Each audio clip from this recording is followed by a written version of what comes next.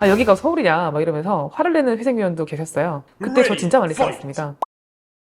안녕하세요. 회생파전연구소 이상희 변호사입니다. 여러분 혹시 원정이라는 말 들어보셨어요? 스포츠 좋아하시는 분들은 한 번씩 들어보실 수도 있을 것 같아요. 야구에서 많이 나오는 말인데요. 뭐 원정 경기 이런 얘기 하잖아요. 해당 야구단의 홈구장이 아닌 상대편 구장으로 가서 하는 경기를 말합니다. 와, 그런데 제가 이 원정이라는 말을 여기서 하게 될 줄을 몰랐습니다. 요즘 서울로 원정 파산, 원정 회생 떠나는 지방 거주 채무자들이 많아졌다고 합니다. 실제로 내가 접수해야 하는 관할법원, 광주지방법원, 대구지방법원 이런 데인데 이런 지방법원들이 서울회생법원에 비해서 결정까지 시간도 너무 오래 걸리고 또 채무자에 대한 서류도 많이 요구하니까 채무자로서는 거주지를 옮겨서라도 서울회생법원에 사건을 접수하려고 한다는 겁니다. 우리나라는 2024년 1분기 기준 GDP 대비 가계부채 비율이 거의 100%에 달하고 있습니다. 이거는 세계 주요 국가 중에 1위에 해당할 정도로 아주 높은 숫자인데요. 심지어 작년까지는 105%까지 올라갔다가 그나마 줄어든 거라고 합니다. 이러니 개인회생 및 개인 파산을 신청하는 사람들이 점점 더 늘어날 수밖에 없겠죠. 그런데 단순히 사건을 접수하는 법원에 따라서 비슷한 조건의 채무자의 개인회생이나 개인 파산의 결과가 달라진다면 채무자로서는 내 사건을 대체 어느 법원에서 진행해야 유리할까, 이런 부분을 당연히 고려할 수밖에 없겠죠. 개인회생이랑 개인 파산 사건에서 기준이 되는 법률은 채무자회생법이라고 하는데요. 법률적인 내용만으로 실무 진행이 좀 어려우니까 서울회생법원에서는 채무자회생법을 근간에 둔 실무회생의 기준, 즉 실무준칙이라는 걸 만들었어요. 사건을 좀 더 객관적이고 공평하게 관리하기 위한 방법으로요. 처음 서울회생법원에서 실무준칙을 공표했을 때 다른 지방법원 대부분이 좀 시큰둥한 반응이었습니다. 서울회생법원이 대법원도 아니고 거기서 발표한 실무준칙을 꼭 따라야 되냐라고 말이죠. 일리는 있는 말이에요. 실제로 저희가 서울회생법원 실무준칙을 기준으로 해달라고 요청을 드리면 대놓고 아, 여기가 서울이냐 막 이러면서 화를 내는 회생위원도 계셨어요. 그때 저 진짜 많이 싸웠습니다. 그런데 최근 수원 및 부산에서 회생법원이 개원하면서 서울회생법원과 비슷한 실무준칙을 공표했고 대전지방법원에서는 서울회생법원의 실무준칙을 대부분 따라가겠다라는 취지로 실무준칙을 만들기도 했는데요. 아직도 많은 지방법원이 그들만의 규칙을 주장하면서 서울회생법원의 실무준칙은 그 법원에서만 유효하다 뭐 이런 식으로 좀 다르게 판단을 하고 있어서 채무자는 본인의 관할 법원에 따라서 결과값을 좀 다르게 받아야 되는 처지가 되고 말았는데요. 한 예로 광주지방법원은 금지명령을 안 내려주는 것으로 되게 유명한데요. 우리 채무자님들은 채권자들의 연락이 얼마나 공포로 다가오는지 다들 아실 거예요. 그런데 광주지방법원에서는 금지명령을 그냥 기각을 하고 이유도 알려주지 않고요. 따로 거기에 대해서 실무준칙이 있는 것도 아닙니다. 채무자는 이유도 제대로 알지 못한 채로 개시결정을 받기까지 채권자들의 추심을 계속 받아야 되는 겁니다.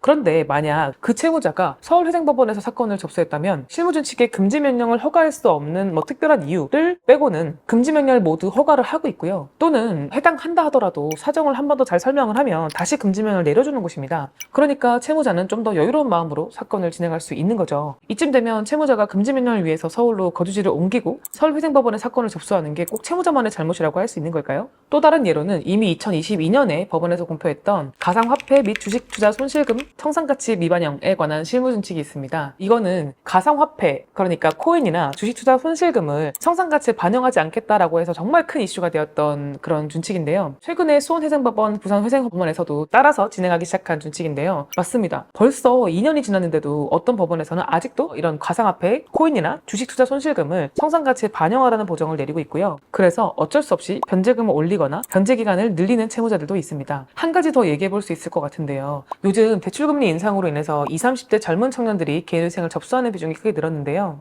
서울회생법원에서는 2021년 7월에 30세 미만의 청년, 한부모 가족 이런 사회적 보호가 필요한 채무자들을 위해서 변제 기간을 3년보다 줄일 수 있다. 최대 2년까지 줄일 수 있다라는 실무준칙을 발표를 했는데요. 마찬가지로 수원, 부산에서도 이 실무준칙을 따르고 있습니다. 또 당연하게 다른 지방법원에서는 이 준칙을 따르고 있지 않고요. 자, 이게 얼마나 말이 안 되냐면 어떤 청년이 서울에서 이제 회생을 진행을 하게 되면 2년만 변제를 하면 되는데 이 청년이 다른 지방법원에 사건을 접수하게 되면은 반드시 3년을 변제해야만 사건을 끝낼 수 있다는 뜻입니다. 서울로 원정파산 회생을 떠나는 채무자가 많아졌다는 이유가 바로 여기에 있습니다. 서울회생법원이 가장 발빠르게 채무자를 위한 준칙을 공표하고 또 전국법원 중에 가장 일처리가 빠르다라고 소문이 나 있으니까요. 채무자로서는 일자리도 풍부한 서울로 가서 사건을 진행하고 싶은 이유가 당연하겠죠. 그런데 이렇게 되면 한 법원의 업무가 과중하게 몰릴 거고 결국 서울회생법원에서의 장점이었던 빠른 시간, 빠르게 개시가 난다라는 부분도 점점 딜레이가 될 수밖에 없겠죠. 그리고 지방시장은 점점 죽을 수밖에 없을 거고요.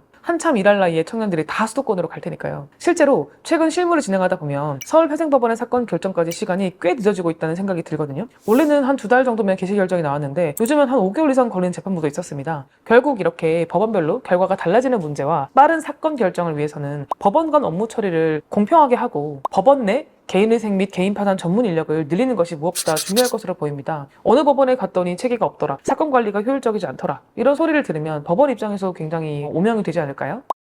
오늘은 왜 많은 채무자가 서울회생법원의 사건을 접수하고자 하는지, 원정파산, 원정회생이라는 말이 왜 있는지를 알려드렸습니다. 하루라도 빨리 각 법원의 실무준칙이 통일되어서 지방법원에서 진행하는 채무자들에게 더 이상 불이익이 없었으면 좋겠습니다. 더 궁금하신 점은 댓글로 남겨주시면 답변드리도록 하겠습니다. 채널을 구독하시면 매주 올라가는 개인회생, 개인파산에 관련된 최신 정보를 확인하실 수 있습니다.